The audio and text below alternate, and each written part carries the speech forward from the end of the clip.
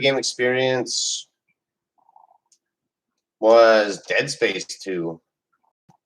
I mean, the campaign was just incredible. It was absolutely like, really just made you question everything, question yourself, question what you're fighting for. So, you have the humans, right? The multiplayer, and everyone. You always gotta have the humans, the good guys. But the thing I liked about these guys is they handled so like capriciously. They're not. They clearly weren't people designed to kill. They were just guys. They were just like, oh shit, but like they had this resolve, this like will to win, this absolute will to win. Um, it was it was incredible to see. It was just incredible to see. Like one of the missions was detonate the station. Just it wasn't to get rid of the alien things. It was just to kill everything, and it was like that's what you were fighting for. You weren't fighting to save yourself. You weren't fighting to kill them. You were just fighting to destroy everything. It was so badass to beat the human. They had this like time slow grenade launcher. I mean, they had a couple different weapons. They weren't as good as Isaac's tools. They didn't have the thing, but they were cool. They were just so cool. I think there were a couple different voices. I'm not sure even if you got to choose your character model. But I mean, there was just nothing like running down the hallway, just like, oh shit, gotta get to the objective. And that's what made the game so interesting, is it was so objective based. All right. You weren't gonna win the game just by killing the alien things. The alien things were super cool. I mean, the reason to play this game was to play the alien things, okay? You had like 4 different classes, and the only difference between classes in terms of resource and what it costs to field them is how long it takes you to respawn, okay? You've got the battle toddler, and this thing just runs down the hallways so quick, and it's got like, I mean, it got blasted apart more often than not, but you would play as it, just get another freak out there, okay? I mean, every second the humans are not harassed, it means that they can score on the objective, okay?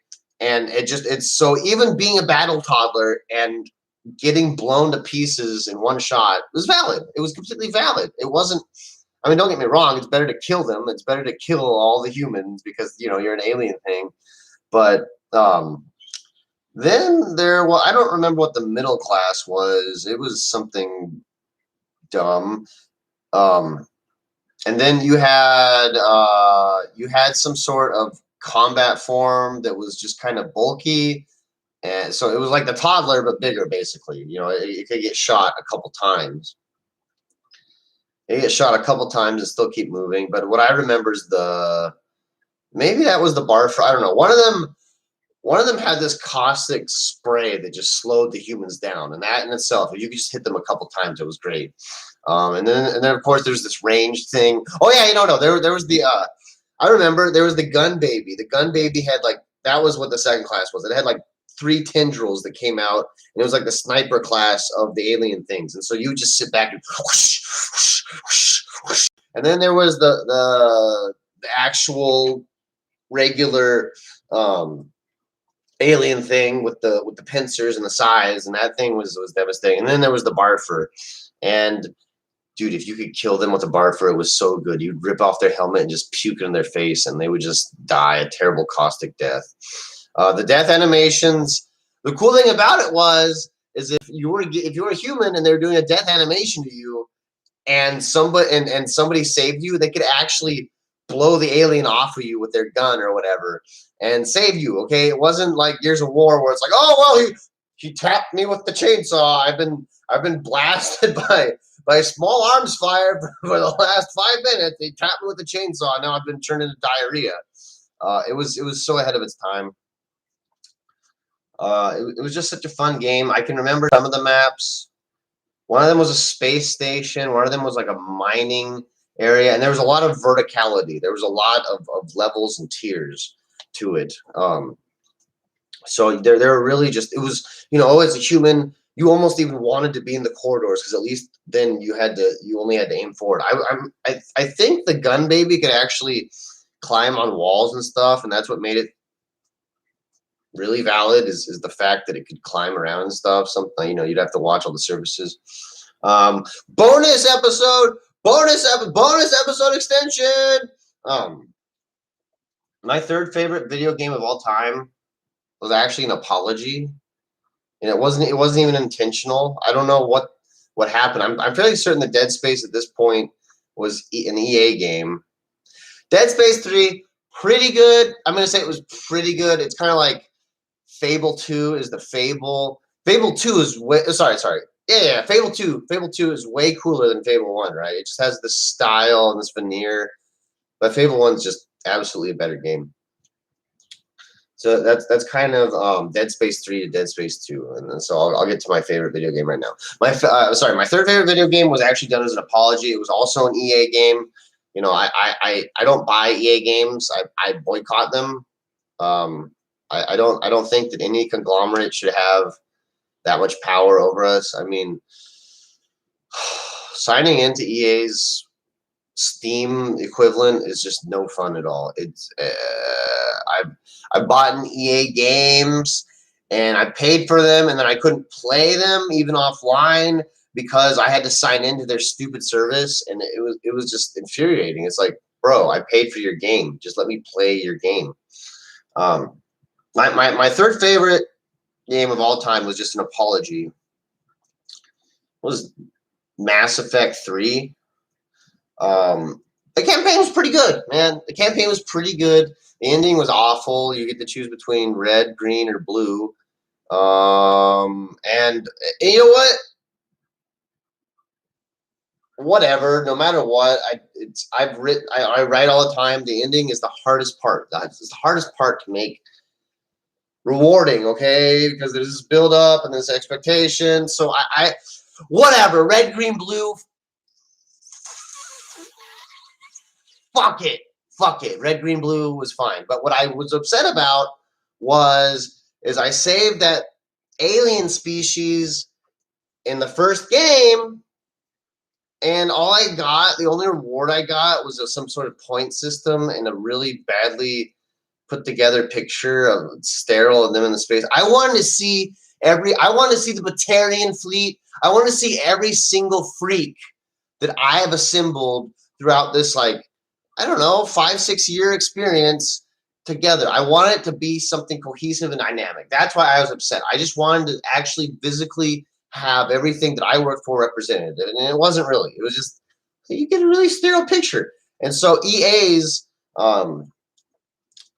solution to this was to release a multiplayer, just the entire multiplayer thing for the game. I don't know.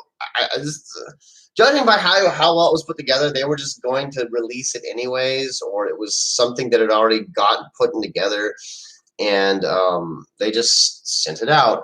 They're redoing the Mass Effect trilogy, and honestly, not super duper into it, not super duper looking forward to it. Maybe I'll play the multiplayer. I don't know. I just played so much of each of those games, and I played so much multiplayer. The multiplayer was so good, okay? So good. If you've been listening to me, it's all about the asymmetrical side of things. I don't particularly care for horde mode. I remember playing it on Gears of War, and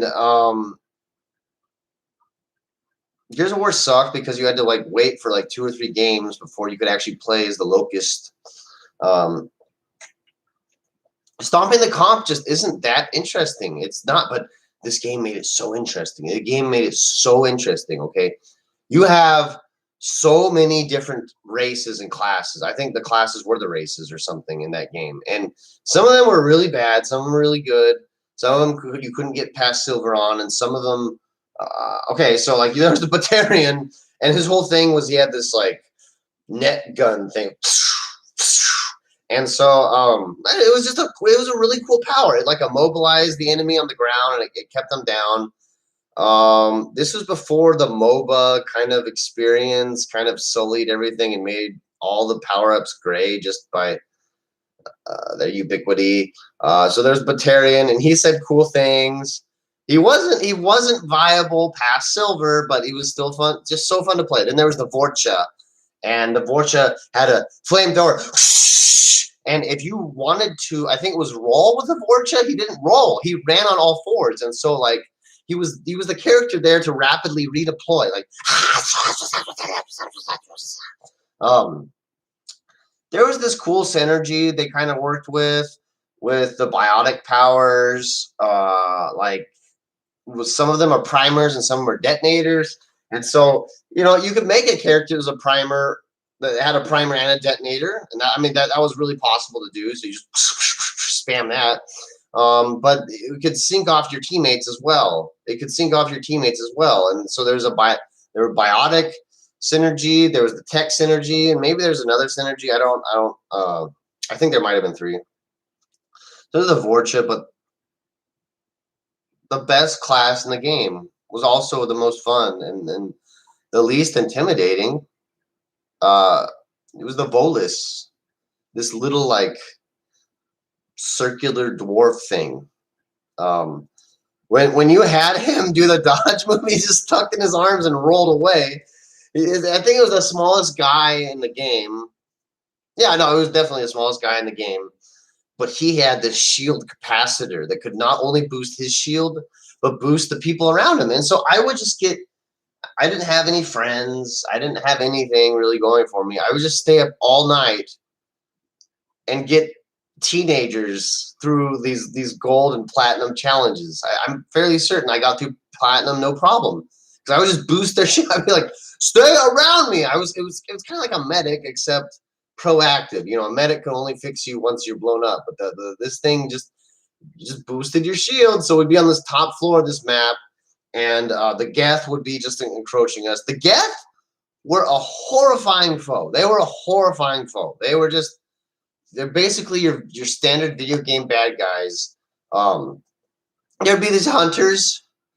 That just show up. The thing about the hunters is, if you were really, really looking, you could see them. You could actually see the ripples in the space to show you that they were there. But more often than not, you're looking all the way around and you're like trying to kill all their friends. And so they just show up in front of you and just start blasting you with their Geth shotgun. And it was horrifying.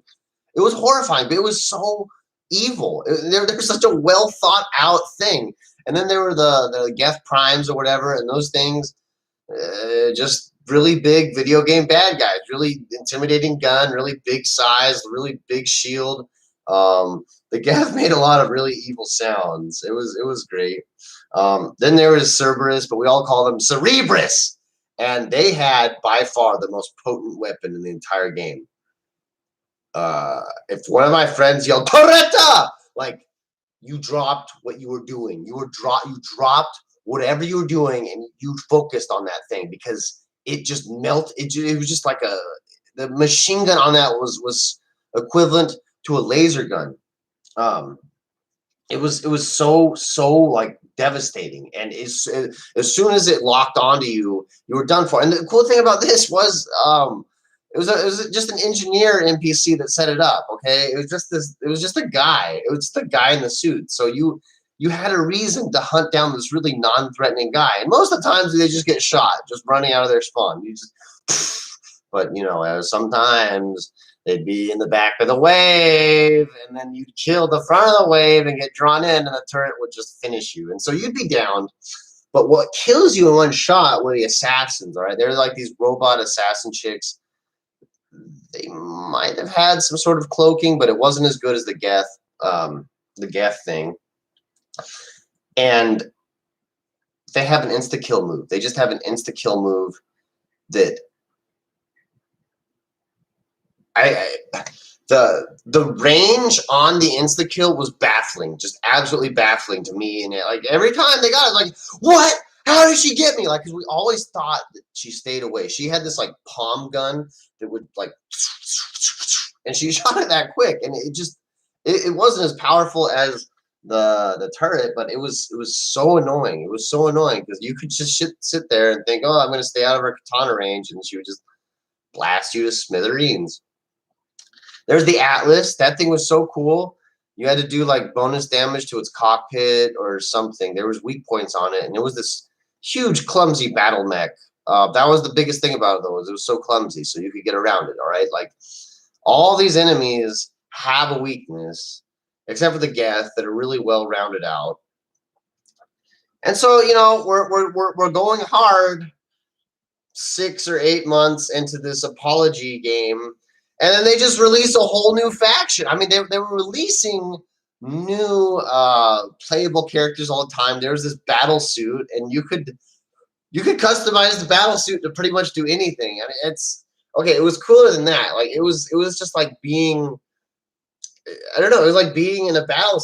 It was so cool. You could have a gun that shot a lot, or shields. It wasn't viable after Silver, but it gave you almost a reason to play Silver. It looked cool, and so 6 or 8 months, and yeah, they're releasing new playable characters all the time, so that gives you a reason to play the game because there's new content, there's new maps.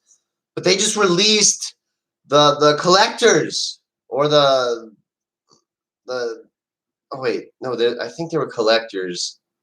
Whatever. There was a race of these biomechanical fiends, and they were horrifying. They were horrifying.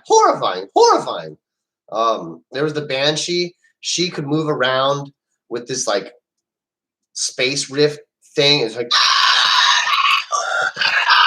and she would just get closer to you. And if she did, just like the assassin, she could pick you up and one shot you. And the death animation was horrifying. I think if people shot the Banshee a lot, she'd drop you so you wouldn't die. There was this big thing. I don't remember what it was. It had like a cannon on it and a really stupid face. It looked like a dead Frankenstein, and its gun was horrifying. It was like an artillery piece. It was, I mean, so the big takeaway here is, yeah, you could just spam the combos on these things, but every single enemy you had to handle differently. Every single enemy had a different behavior. Every faction felt so different when you played it. Every class was so different. This was 2009. Yeah, I'm definitely a boomer. Definitely a boomer. I like a couple games, but I'll never be into them like I was in the apex of gaming, the Xbox 360, when the lobbies were just filled with racial slurs and sexism, and you would get into the lobby after playing against the other team, and you would just scream. You would just scream at the top of your lungs, and it was so good.